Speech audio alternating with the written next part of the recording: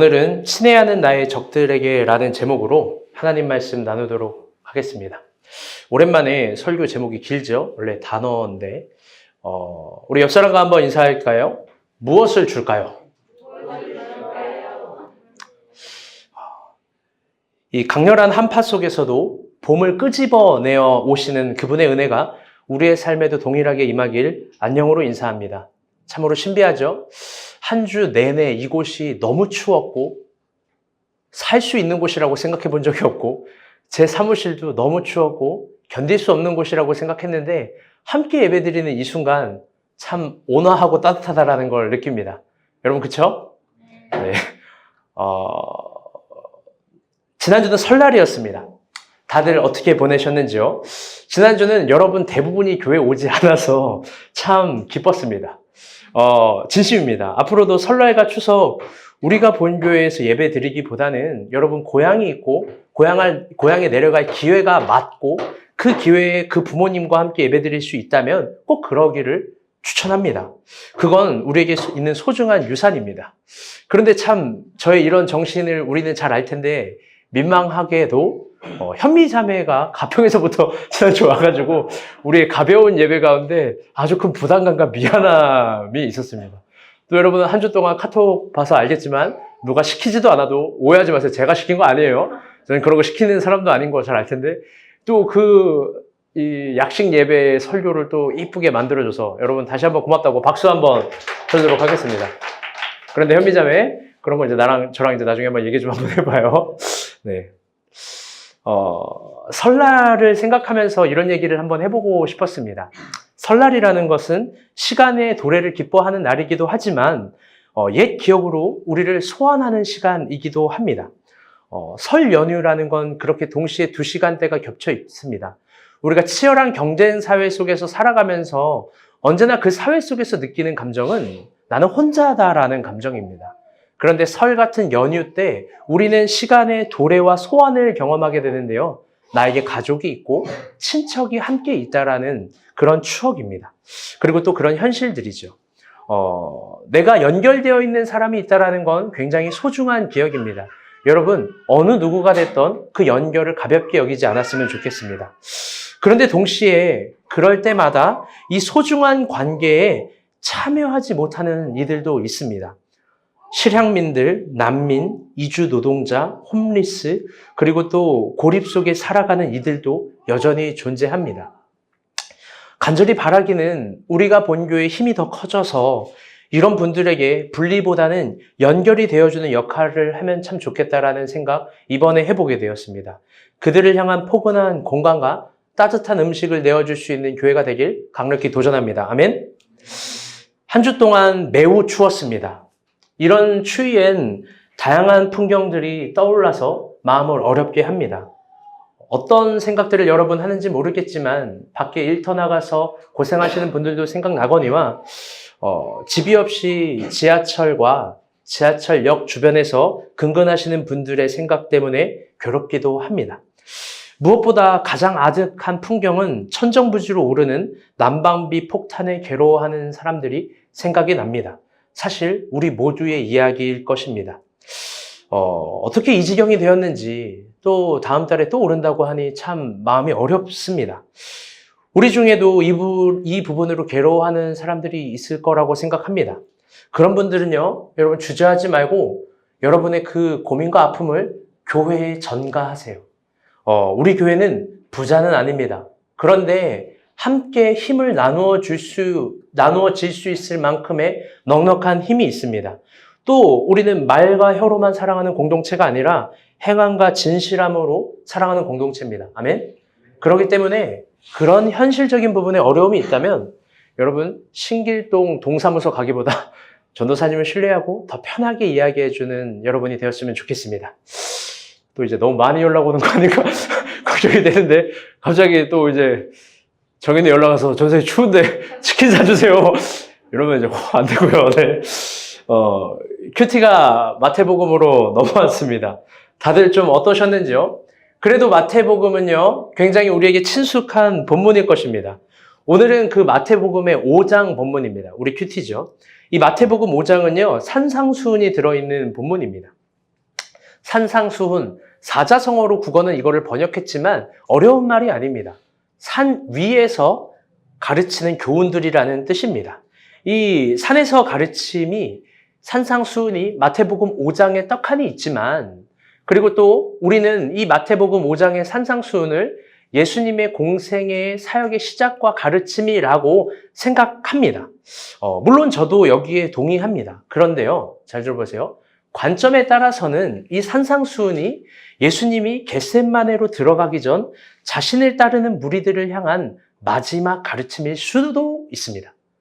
성경 공부가 아니라서 그거에 대해서 이야기해 줄 수는 없지만 사실 저는 여기에 한 표를 더 합니다. 그렇다면 이 산상수훈에 있는 가르침은 예수님이 정말로 보편적으로 자신을 따르는 무리와 제자들에게 진짜 해주고 싶은 어떤 굵직하고 중요한 가르침이 있는 긴장감에 있다라는 겁니다.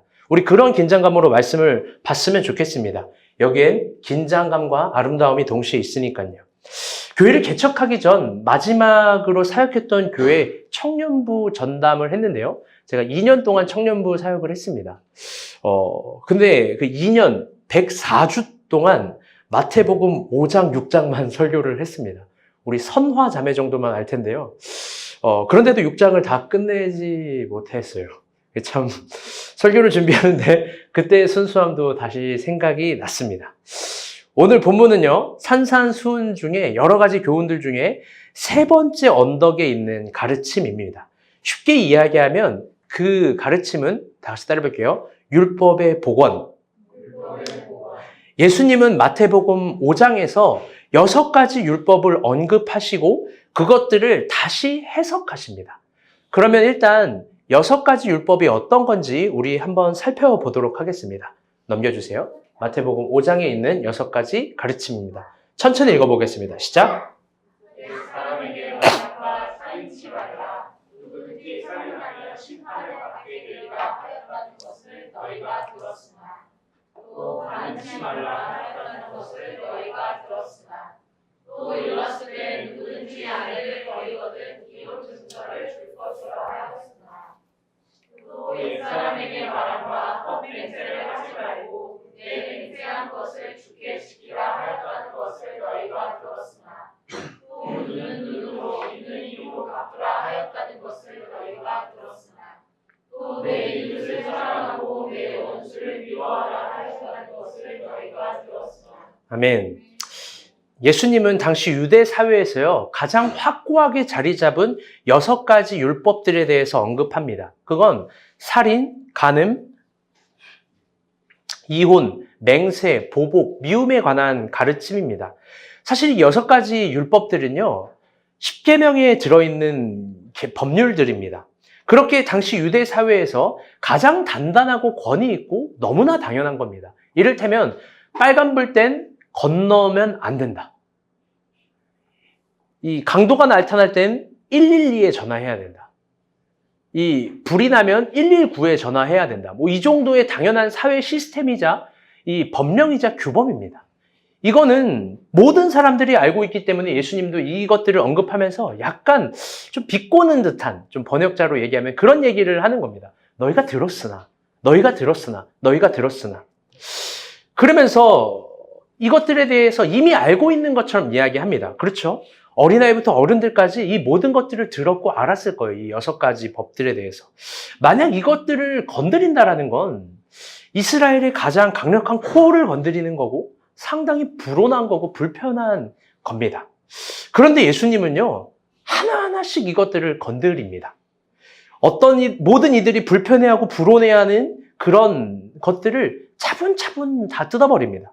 그게 마태복음 5장에 있는 산산수훈의 세 번째 언덕에 있는 가르침입니다. 여러분 질문해 보겠습니다. 오늘 질문을 좀 많이 할 텐데 예수님은 도대체 이런 불편한 일을 왜 하는 걸까요? 아마 설교 결론에서 이야기하도록 하겠습니다. 마음 같아선 이 6가지 율법에 대해서 다 이야기를 해주고 싶습니다. 아까 이야기한 살인, 간음, 이혼, 맹세, 보복, 미움. 그런데 오늘 큐티 가운데 우리에게 본문으로 허락된 본문은 맹세와 보복과 미움에 관한 교훈이고 슬프게도 이 3가지를 다 다룰 수는 없습니다. 그래서 한 가지 정도만 다루려고 합니다. 그건 뭐냐면 바로 보복에 관한 교훈입니다. 왜 보복에 관한 교훈을 여러분과 설교로 나누고 싶었냐? 그건 우리가 어쩌면 가장 당연하게 생각하기도 하면서 잊어버리고 있는 그런 진리가 아닐까라는 생각 때문에 그렇습니다. 우리 38절 본문 한번 봅시다. 다 같이 읽어볼게요. 시작. 보는 눈으로 있는 이로 갚으라 하였다는 것을 너희가 들었으나 38절만요. 아멘. 구약에는요, 보복에 대한 가르침이 있습니다. 바로 저 가르침입니다. 눈은 눈으로, 이는 이로 갚으라 하는 것을 너희가 들었으나. 이걸 전문 구약 신학의 언어로 이야기하면, 잘 보세요. 동해보복법이라는 겁니다. 뭐냐면, 살인한 사람에게는, 좀 불편하지만 들으세요. 살인으로 갚는 거고, 상처를 준 사람에게는 상처로 갚는 거고, 상함을 준 사람에게는 상함으로 갚는 겁니다. 동일하게 보상의 법에도 마찬가지입니다. 똑같은 걸 적용하는 겁니다. 그런데 이게 참 재미있는 건 뭐냐면요. 이게 개인의 문제가 아니라 사회 시스템으로 보장해 주고 확정해 준다라는 거예요. 율법이 구약이 놀라운 거예요. 쉽게 이야기해서 여러분 잘 생각해 봐요. 여러분이 누군가에게 당했다면 복수할 수 있고 보복할 수 있는 기회를 사회가 제공해 주는 거예요. 놀랍죠?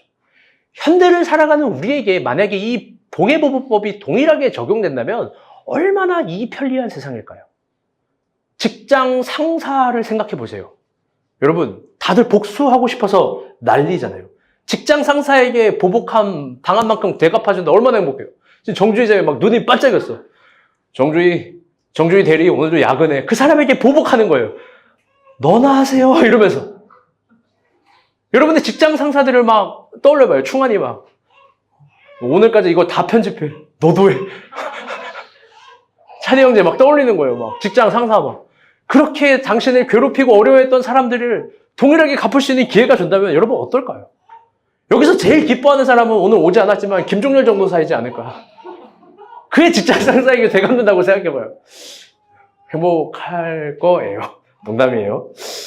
성민 형제 그렇죠? 직장 상사한테 갚을 수 있는 기회가 있다면 조금은 연민가요? 직장 상사가? 그런데 여러분 질문해 보도록 하겠습니다. 여러분 복수 같은 거 해보셨어요? 이런 상상하는 거 말고 그러면 유쾌할 거다라는 거 말고 여러분 보복이라는 걸 정말 해봤어요? 사실 그건요 엄청난 감정이고 어마어마한 에너지예요. 그건 반드시 당사자와 당사자로 끝나는 것이 아니라 당사자와 관련된 모든 것들을 녹여버리고 싶고 말살시켜버리고 싶고 찢어버리고 싶은 감정이에요. 사실 그래요. 더 글로리라는 드라마를 보진 않았지만 제가 이 유튜브로 스킵해서 좀 봤어요. 여러분 그거 보세요. 연진이를 향한 동은이의 눈빛 어때요? 여러분 차라리 존 윅이 깔끔하지 않아요? 차라리 타노스 이게 더 깔끔하지 않아요? 그 눈빛은요, 막 이거 어떻게 해석할 수가 없는 거예요. 그래서 여러분, 그 연진이가 더 가엽고, 더 쓸쓸해 보이고, 막 안아주고 싶지 않나요? 이런 말 오해하지 마세요. 제가 송혜교를 안고 싶다는 얘기가 아니라, 저는 김미소 아빠예요. 김미소만 안아주고 싶어요. 요즘 강혜라도 멀리하고 싶고, 김미소만 안아주고 싶어요. 그런 말이 아닙니다. 여러분, 근데 우리도 동일할 거예요. 누군가 복수하고 싶을 때는요, 한 대상이 아니라 그 대상이 갖고 있었던 관계, 가족, 그 다음에 사회적 지위, 재산, 모든 것들을 다 녹이고 찢고 없애버리고 싶은 거예요. 쉽게 이야기해서요, 누구 하나가 다 죽어야 끝나는 거예요. 복수는 그런 거예요. 여러분, 그런데요, 이런 인간의 벌거숭이 같은 본능을 하나님은 알았어요. 그래서 구약의 동해보복법을 주신 건 아주 놀라운 거예요. 왜 그러냐? 보복을 허용하되 엄격히 보복을 제한하고 한정하는 것이기 때문입니다. 당사자들끼리만 허용하고 제한하면서 인간의 악함을 제한하는 기능이에요. 놀랍게도 인류 최초의 법전이라는 바벨론의 함무라비 법전, 가장 완벽한 법이라는 함무라비 법에서도 이 동해보복법에 대해서 이야기를 해요. 눈은 눈으로, 이는 이로. 여러분 그런데 질문해 봅시다. 이 정도로 완벽한 율법이라면 여러분 충분하지 않을까요? 여러분 이 정도로 탁월한 법령이라면 인간 사회를 유지할 수 있는데 괜찮은 시스템 아니겠습니까? 개선할 여지가 없는 거잖아요. 발전시킬 필요도 없고. 여러분, 그런데 예수님은 왜 이 옛사람들의 율법에 굳이 손을 대는 걸까요? 그리고 또 불온하고 불편하게 이스라엘을 어렵게 하는 걸까? 여러분, 이거에 대해서는 38절, 39절을 일단 다 같이 한번 읽어보겠습니다. 다시 연속으로 읽어볼게요. 시작. 모든 눈으로 예수님을 갚으라 하였다는 것을 너희가 들었으나 나는 너희에게 이르노니 악한 자를 대적하여라. 누구든지 내로 우편과 치거든 왼편도 돌려내며. 아멘. 예수님은요, 그 좋은 보복법을 버리라고 합니다. 그리고 이렇게 얘기해요. 오른뺨을 대거든 왼뺨을 돌려대라. 이게요, 아름다운 동화 같을 때는 참 좋은 거예요. 제가 김미소 책을 보는데요, 아마 우리 학부형들, 박 목자님, 박수진 자매는 공감할지도 몰라요. 어린이 책처럼 세상이 이루어지면요, 어려울 게 없어요. 어려운 친구에게 음식을 나눠줘야 돼요. 힘든 사람을 도와줘야 돼요. 줄을 서요. 지켜요. 여러분, 이것도 마찬가지예요. 오른뺨을 대는데 왼뺨을 돌려대라. 문자 그대로 하면 좋을 거예요. 제가 사실 설교에 이런 실험을 해보고 싶었어요. 박목자랑 인간사가 서로 뺨을 잘 때려가지고 앞에 나와라. 뺨 떼봐라. 여러분, 왼뺨 돌려댈 것 같아요? 둘이 레슬링 한다고 여기서 죽을래 이러면서. 사람이 그런 거예요. 여러분, 근데요, 예수님은 이렇게 굳이 이야기를 해요. 왜 그럴까? 사실 이 법은요, 로마 군인들이 사용하는 권법이에요. 로마 군인들은요, 고대 근동의 패권 국가입니다. 그들은 어느 순간, 사실 1세기만 돼도요, 정복할 나라보다 관리해야 될 나라들이 많아요. 관리해야 될 그 식민지가 많은데, 그 식민지를 관리할 때 그 사람들에게 첫 번째 경고를 줍니다. 그게 뭐냐면, 말 안 듣는 사람들에게 처음부터 칼과 창과 활을 쓰는 것이 아니라 뺨을 때려요. 소리 나는 거 아니에요? 아, 바뀌어요? 뺨을 때리는데 미안해요. 우리 한국 정서의 뺨은 어디로 때리는 거예요? 손바닥이잖아요. 근데 그들은 손바닥이 아니라 손등으로 때려요. 손등으로 때리고 얘기해요. 말 들을 거야, 안 들을 거야. 손등으로 한 대 딱 치고 말 들을 거야, 안 들을 거야를 이야기하는데 손바닥이 비었잖아요. 말을 안 듣는다. 그러면 방패가 칼 안에 숨어 있거든요. 그러면 이 손으로, 비어있는 손으로 칼을 빼서 왼 목을 찌르는 거예요. 그게 로마의 보복법이에요. 식민지를 간단하게 이야기하는 것. 나는 말했고 나는 행한다. 대화가 안 되는 거죠, 사실. 유대 사회는요, 이런 로마의 기준을 다 알고 있습니다. 로마의 보복법에 대해서 알고 있어요. 그런데요, 예수님은 그 기준을 무너뜨려요. 이렇게 얘기하는 거예요. 악한 자가 너를 오른뺨을 때리거든 그들을 대적하지 마. 오히려 왼뺨도 대봐. 왼뺨도 대봐. 여러분, 예수님 도대체 왜 이런 말을 하는 걸까? 차라리 방어를 해라, 도망을 가라, 이렇게 말하면 더 상식적일 텐데. 여러분, 두 번째는 더 재밌습니다. 40절 말씀입니다. 다 같이 한번 읽어볼게요. 시작. 너를 고발하여 속옷을 가지고자 하는 자에게 너로까지도 가지게 하며. 여러분, 이 말을 잘 봐요. 좀 어색하지 않습니까? 여러분, 우리 다 성인이잖아요. 이 변태도 아니고요. 여러분, 속옷을 가지고 하는 자가 있어요? 자기의 속옷을 가지고자 하는 자에게 겉옷을 주래요. 이게 오역이에요, 오역. 이 헬라어로는요, 정확한 번역은 이 키톤 람마노 하마티온이라는 건데요. 키톤은 속옷이고요. 람바노는 가지려고 하다. 하마티온은 겉옷인데 이게 의역을 해서 이렇게 번역이 나온 거예요. 사실은 뒤에 목적격 보어가 있는데 목적격 보어가 적용이 되면 완전히 다른 주어의 순서가 바뀌게 됩니다. 그렇게 되면 어떻게 되냐면요. 번역한즉 고발을 통해서 겉옷을 가지고자 하는 자에게 너의 속옷까지도 내어주라입니다. 이 배경이 되는 것도요. 로마 군법에 있습니다. 그들은 합법적으로요. 이스라엘의 부자들과 권력자들의 재산을 수탈해 갈 수 있었습니다. 그 합법이라는 건 바로 고소와 고발입니다. 이를테면 이런 거예요. 우리나라는 그 배경을 아는데 이스라엘 유대법을 지키는 것이 아니라 로마법을 지키라고 강제할 거고 로마법을 지킬 때 가난한 사람이 잃어버릴 것보다 가진 사람이 잃어버릴 게 더 많이 있는 법입니다. 언제나 그래요. 그래서 유대인들은 종교적인 색깔 때문에라도 더 유대법을 지키려고 합니다. 그럴 때 로마 사람들이 고발하는 거예요. 그럴 때 모든 재산을 다 가지고 옵니다. 그들이 갖고 있었던 재산을 합법적으로, 물론 법률상 합법적인 거죠. 로마인들이 이스라엘의 부자와 이스라엘의 권력자들의 제사를 수탈해 가게 되는데요. 근데 그때도 건드리지 않는 게 있어요. 그게 뭐냐면 그들의 키톤이에요. 바로 속옷이에요. 우리가 생각하는 속옷은 그냥 팬티, 런닝 뭐 이 정도입니다. 그런데 이스라엘의 키톤은 이 튜닉이라는 종류인데요. 뭐냐면 남녀가 거의 통일되어 있는데 하얀 실 원피스 같은 거예요. 무릎까지 내려오고 팔목까지 있는 소매까지 있는 건데요. 이건 예배를 드릴 때도 필요한 옷이고 가장 소중한 옷이에요. 로마인들이 왜 속옷을 건드리지 못하냐? 그건 너무나 당연하게도 인간의 최소한의 존엄이기 때문에 그렇습니다. 모든 걸 수탈해도 그것까지는 건드리지 말자가 로마법이기도 합니다. 그런데 예수님은 그걸 넘어서 다 주라는 거예요.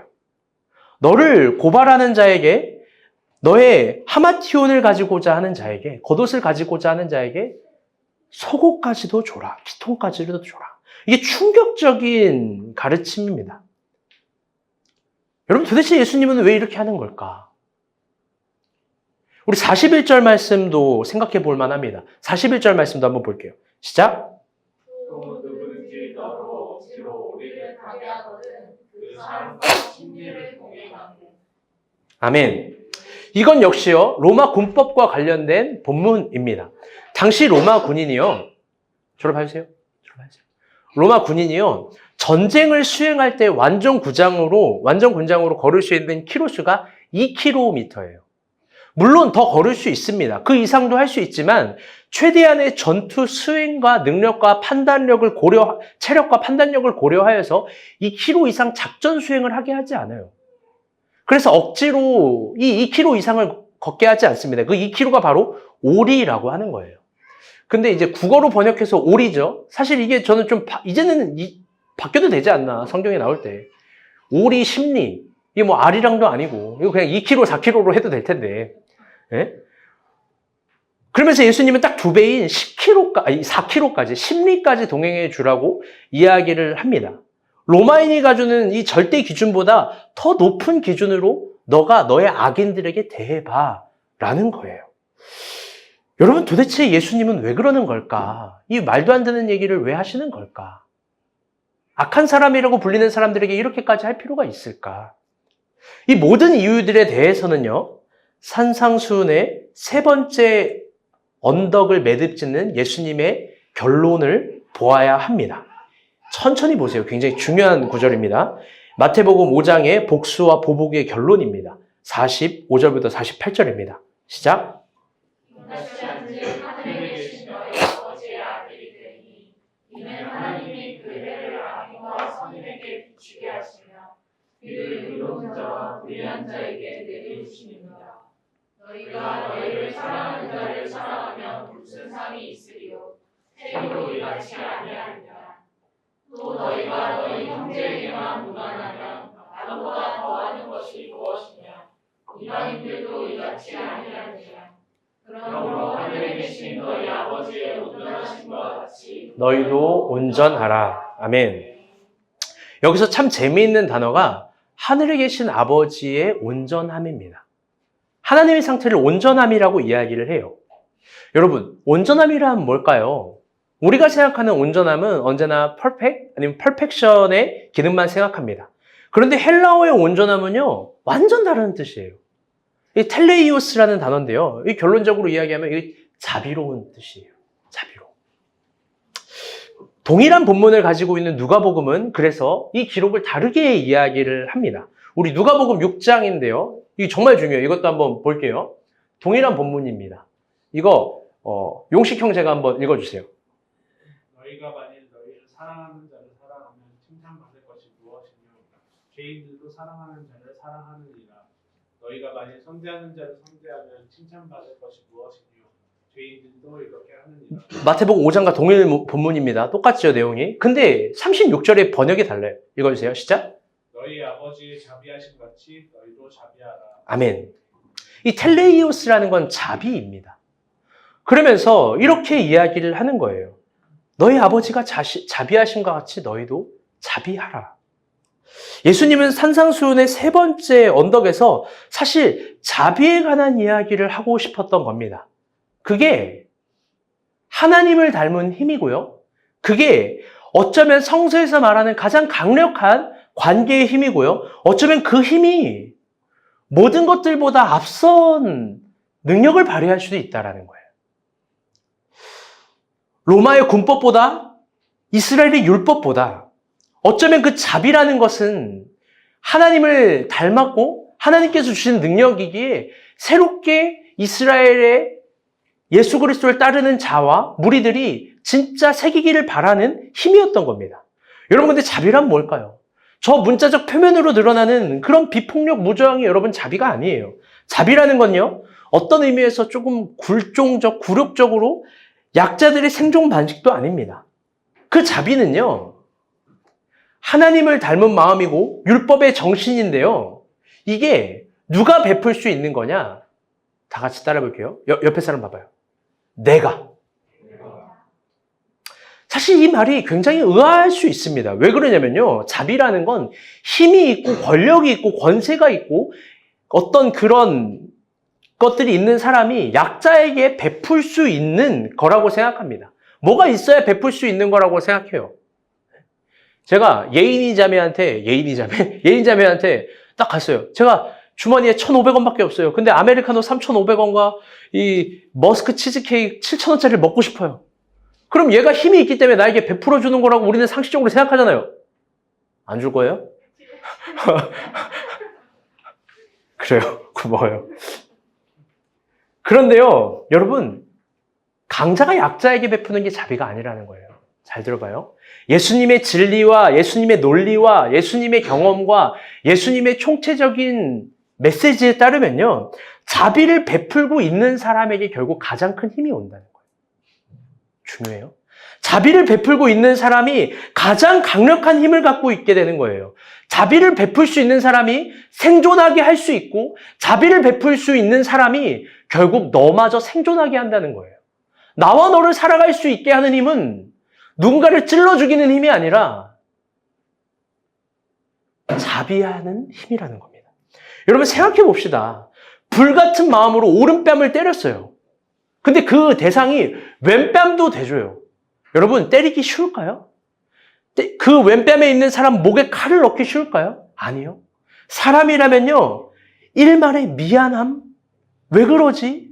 양심이라는 게 그 안에 생겨요. 여러분, 억지로 고소해서 겉옷까지 뺏었는데 그 사람이, 그 대상자가 갑자기 인간의 최소한의 존엄인 속옷까지 준다라고 생각해 봅시다. 여러분, 일말의 미안함이 생겨요. 사실 제가 이걸 상상을 해봤어요. 여러분, 사실 이거 굉장히 무서운 거 아니에요? 제가 친한 사람들로 예를 들어볼게요. 여러분, 제가 막 이런 관계 가운데 있는데 갑자기 김찬희 형제가 자기 속옷을 저에게 던져줘요. 여러분, 무섭고 공포적인 거 아니에요? 너무 더러워요. 갑자기 막 박 목자님이, 이 간사님이 저에게, 그래, 겉옷까지 가는구나, 속옷까지 가져가라, 그러면서 자기 속옷을 막 던져줘요. 전 도망가고 싶을 것 같아요. 얼마나 더럽고 무서워요. 네, 웃기라고 한 소리예요. 여러분, 일말의 미안함이 생기는 거예요. 그 공간에. 여러분, 억지로 오리를 걷게 했는데 심리까지 동행해준다? 여러분, 지가 사람이라면요, 사랑을 느끼게 되어 있어요. 사람이 어찌 안 그래요? 여러분, 잘 생각해봐요. 그럴 때 약자는 약자가 아니게 되는 거예요. 자비를 베풀 때는요, 하나의 공간이 생겨요, 관계에. 자비를 베풀 때는요, 공간이 안 생길 수가 없어요. 그 공간은 뭐냐면요, 하나님의 공간이에요. 그게 겉으로 표현되지 않고 당사자가 표현하지 않는다 하더라도 반드시 인간의 마음 가운데 공간이 생깁니다. 그 하나님이 주신 공간에는요, 어떤 아득함 같은 것들이 막 생겨나는 거예요. 그 아득함은 뭐냐면 모든 사람이 그리워하고 희망하고 소원하는 감정이에요. 뭐예요? 미안함, 고마움, 후회, 자기 반성, 자기 부인. 자비를 베풀었는데 그런 것들이 안 생길 리가 없습니다. 여러분, 이건요, 율법으로 깨달을 수 있는 게 아니라 자비라는 공간에서 자신의 양심을 직면해야 이런 감정들이 생겨나는 거예요. 베드로를 생각해 봅시다. 베드로가 예수님을 부인합니다. 베드로가 예수님을 3번 부인해요. 성민 형제 집중해 주세요. 용식 형제가 저 이내 옆으로 오던가, 거기로 오던가. 성민 형제 눈을 좀 봐야 돼서. 저 예리한 눈을. 여러분, 베드로를 생각해 봅시다. 그가 예수님을 부인해요. 한 번 부인하는 것도 아니라 3번 부인합니다. 만약에 율법이 인간의 회개의 기능의 전부라면 그는 회개했을 거예요. 멋지게 회개했을 거고, 그 회개가 발달하여 미사여구청으로 회개했을 거고, 미사여구도 발달해서 아주 휘황찬란하게 자기가 온 죄인이라고 드라마틱하게 막 문학적으로 다 표현했겠죠. 7번씩 70번이라도 회개할 거예요. 여러분, 예수님이 왜 그렇게 바리새인들을 혐오까지 했는 줄 알아요? 그들의 원어적인 기도문을 보면 성경에 실려있지 않지만 너무나 글이 아름답고 멋지고 미사여구예요. 회개, 자신이 죄인됨이라는 걸 깨닫는 과정 가운데서도 죽어도 지들이 잘났대요. 그게 무슨 놈의 회개예요? 여러분, 그런데요, 베드로가 현장에서 예수를 직면합니다. 누가복음을 보면 부인하는 그 십자가 앞에서, 그 장면 앞에서 만나고요. 요한복음을 보면 예수님과 물고기를 먹으면서 21장에서 예수님을 직면해요. 그때 예수님이 이렇게 얘기해요. 야, 박지원, 너 왜 그랬냐? 3번씩이나. 내가 모르는 줄 알았지. 야, 박인혜, 너 나 부인할 때 내 마음이 얼마나 아팠는지 알아? 정주희, 네가 그러고도 내 제자야? 여러분, 예수님이 이렇게 아프게 말했을까요? 그 사람을 회개하게 하려고? 김찬이 죽일 놈아. 이랬어요? 아유, 때려 죽여도 찢어 죽여도 아쉬울 놈. 이런 말을 하지 않았다고요. 밥 차려줬잖아요. 거기 떡과 물고기 좀 가지고 와봐라. 조반, 아침 차려줬다라는 거예요. 그 잡이라는 공간에서 베드로는 어떻게 해요? 도망가요. 회개를 넘어서 철저한 반성, 후회, 미안함, 죄송스러움, 자기 깨어짐, 자기 부인 경험하는 거예요. 눈물, 콧물, 온갖 것들을 토악질하면서 아픔과 절규 가운데 있는 겁니다. 왜? 부끄러우니까. 미안하니까. 사랑하는 여러분, 우리는 젊어요. 우리가 보기엔 더 젊습니다. 그래서요, 적들을 만나면 일단 죽여야 속이 시원해요. 그 적들을 향해서 친애하다라거나 애정하다라거나 이런 수식어를 쓰지 않습니다. 누가 나를 아프게 하면 나는 10번 그 사람을 아프게 하고, 누가 나에게 열받게 하면 보복을 하고 복수를 반드시 해내야 됩니다. 그걸 인생의 미션과 삶의 에너지라고 생각해요. 아주 사소한 것들에 대해서도 불과같이 반응을 하고요. 그게 잘 시켜지지 않을 때는 일부러 못되게도 말하고 못나게도 말하고 악하게도 행동합니다. 그게 사회적 관계를 넘어설 때 진짜 문제가 되는 거예요. 자기의 부모에게, 자기의 아내에게, 자기의 가족에게 막 그렇게 후배 파는 말들을 막 합니다. 치밀하게 복수를 꿈꾸기 위해서 그 사람을 뒷조사를 하고 앞조사를 하고 없는 말을 지어내고 SNS를 통해서 글도 쓰고 여론을 만들어내고, 그게 뭐 대단한 실력이라고, 미움을 형성하고 만들어내는 게 뭐 탁월한 능력이라고. 그래봤자 자기 미움 하나 삭히지 못하는 것뿐인데 그것들을 계속 증폭해 나갑니다. 이거 무서운 거예요. 이게 악마적인 거라고요. 우리 다 그래요. 내면 은밀한 곳에 다 그래요. 부끄럽지만 너무나 부끄러워요. 저도 그래요. 여전히 왜 그렇게 미운 사람들이 있고 이해 안 되는 사람들이 있고 막 그냥 확 한 대 때리고 싶은 사람들도 있어요. 걱정 마요. 우리가 본 교회 사람들은 아니에요. 물론 여러분도 말 안 들을 때는 그냥 한 대씩 그래요.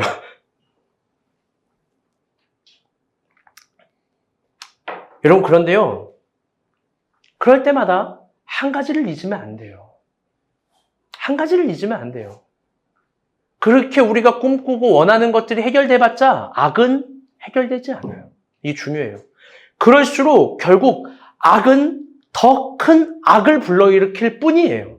반드시 그래요. 왜? 상대방도 잊지 마세요. 악인이고 죄인이라서. 여러분, 그럼 어떻게 해야 될까? 이 악에 당하는 것만 방법일까? 아니요. 그럼 바보같이 멍청하게 난 괜찮아, 난 괜찮아 쓰다듬으면 여러분 그거 끝일까? 아니에요. 여러분, 악을 이기는 방법은 선으로 이기는 것밖에 방법이 없어요. 여러분, 그 선으로 악을 이길 수 있는 유일한 방법인데요. 그게 바로 자비함이라는 겁니다. 자비함. 다 같이 한번 따라해 볼게요. 악은 자비함으로.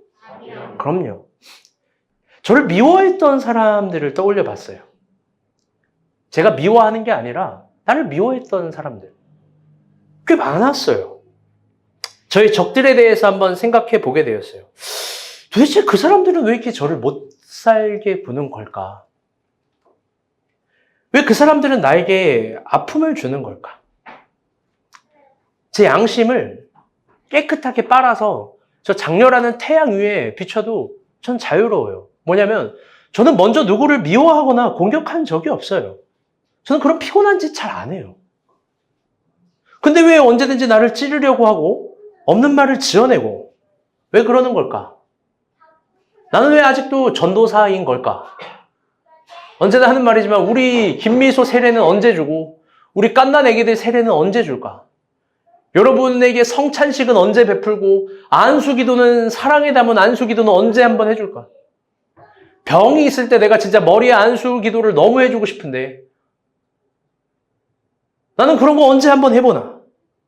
여러분 신기하지 않습니까? 제가 아직도 전도사라는 게 자그마치 15년이에요. 15년. 사실 전 신기하지 않아요. 제가 가진 감정은요. 어떤지 하나님만 알아요. 그래서 그 감정은 하나님이 가져가실 부담이에요.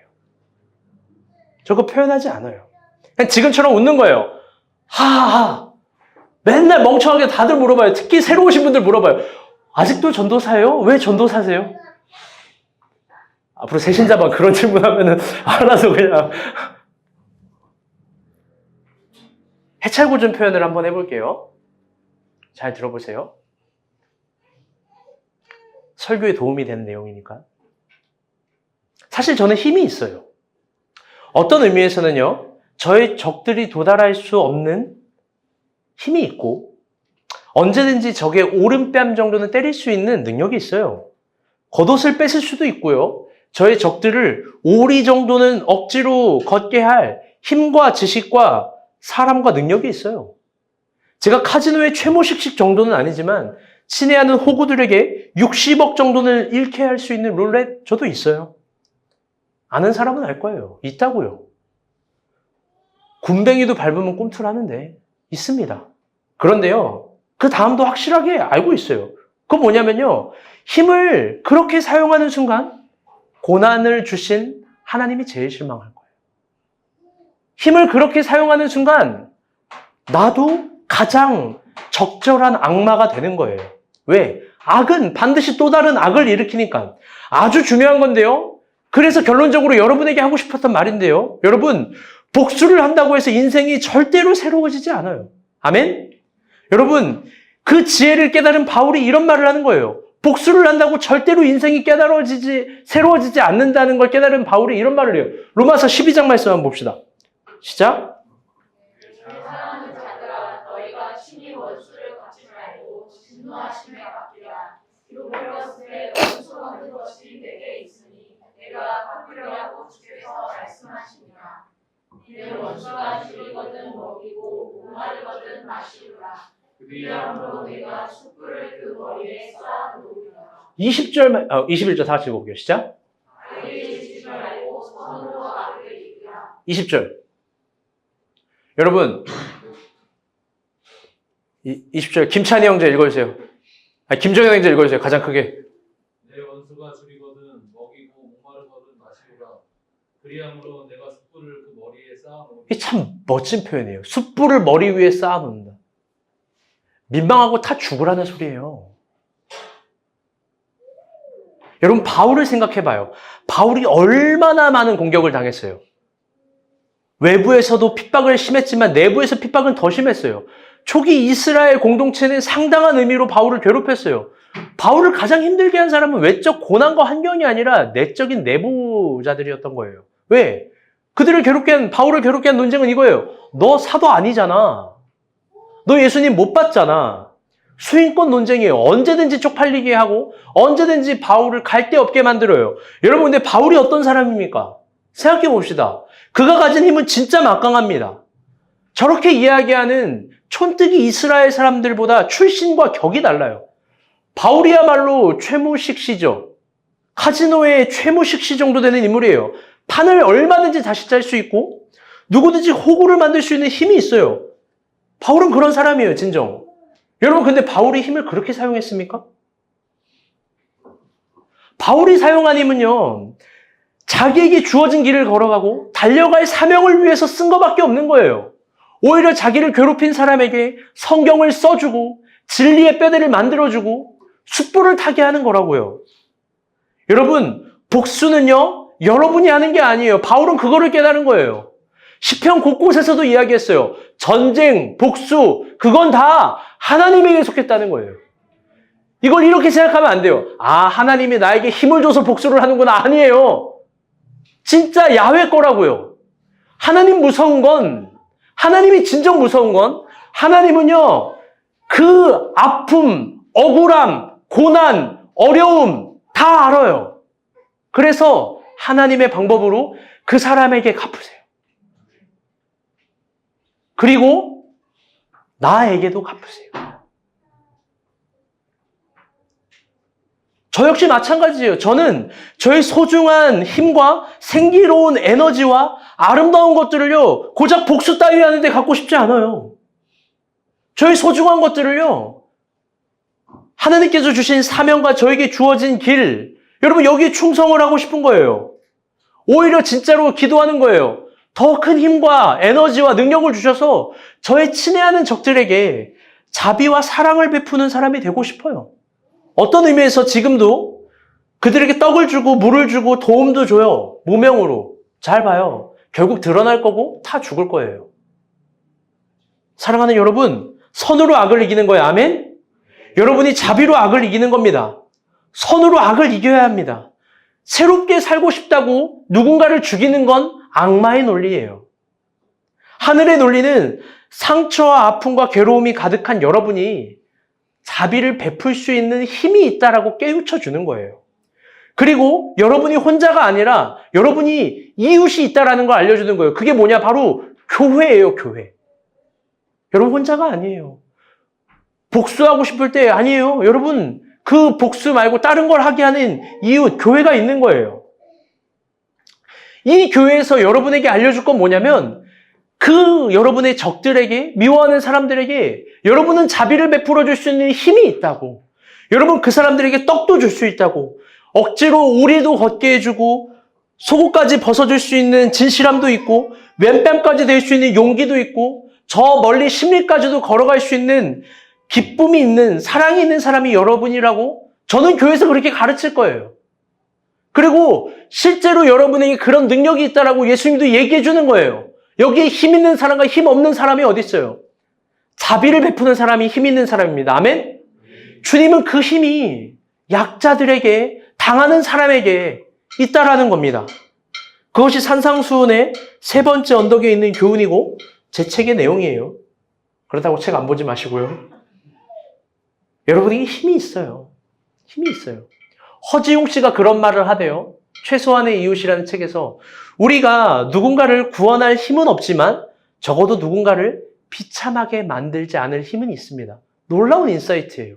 정말 아멘을 외치고 싶었어요. 여러분 그렇지 않습니까? 우리가 우리를 미워하는 대적들에게, 친애하는 적들에게 찔러 죽일 힘은 없지만 그 사람들에게 사랑을 베풀 힘, 자비함을 베풀 힘은 여러분 있어요. 근데 그 힘이 약하지 않아요. 약하지 않아요. 그리고 아주 놀랍게도 계속 강조하지만 하나님은 여러분에게 하늘의 각양 좋은 것으로 갚아주실 거예요. 아멘? 또 이것은 저의 간증이에요. 자비를 베푸는 사람에게 하나님의 자비하심이 있습니다. 말씀의 결론을 맺도록 하겠습니다. 여러분 미운 사람들 막 다 떠올려봐요. 죽이고 싶은 사람들, 때리고 싶은 사람들, 겉옷까지 뺏고 싶은 사람들. 여러분들 그거 해봤자 속 안 시원해요. 아까 설교 초도에 물었죠? 여러분 누군가 미워해봤냐고, 복수해봤냐고. 그거 해봤자 별로 안 기뻐요.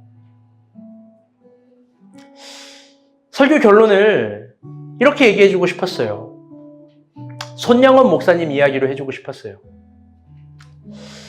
1948년 10월에 순천과 여수에 어떤 사고가 발생합니다. 그 사고는요, 일명 빨치산 사건이라는 사고예요.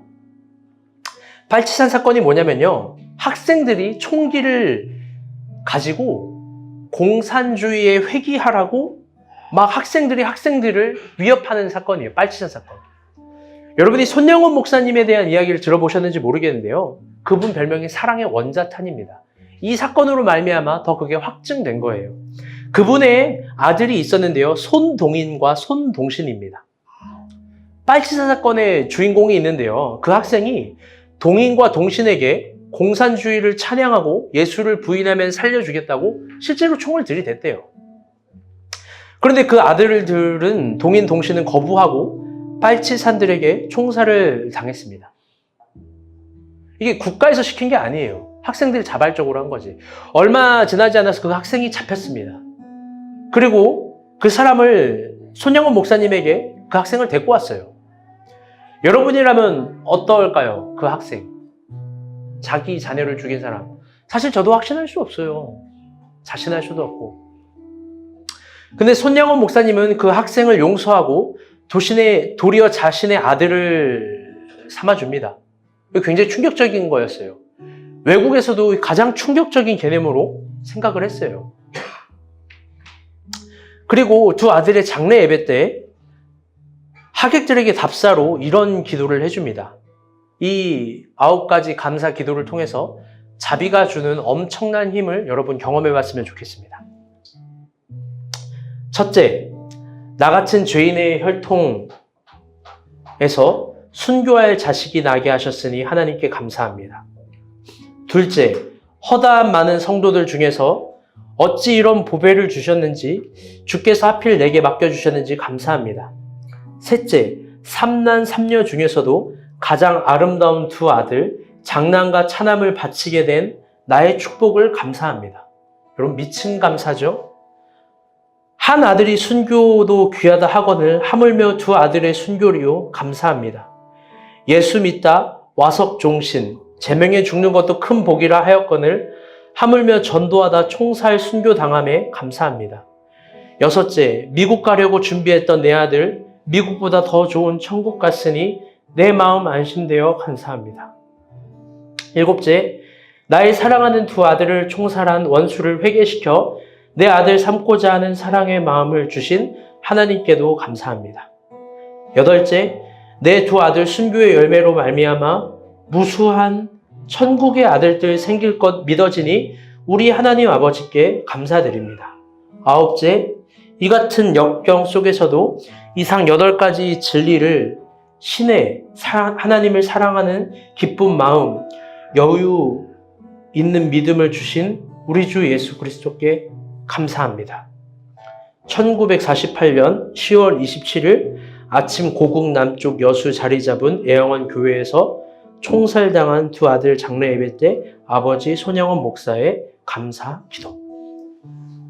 여러분, 위대하지 않습니까? 이게 더 큰 힘이에요. 더 큰 힘. 여러분, 복수하고 싶고 힘든 거 알고 있고 미워하고 싶은 거 알고 있어요. 그런데 그럴 때마다 그 힘이 바뀌기를 여러분 기도해 보세요. 하나님이 분명히 자비한 자에게 더 자비한 은혜를 주실 겁니다. 아멘. 우리 찬양 부르도록 하겠습니다. 오늘 설교와 상관이 없을 수도 있는데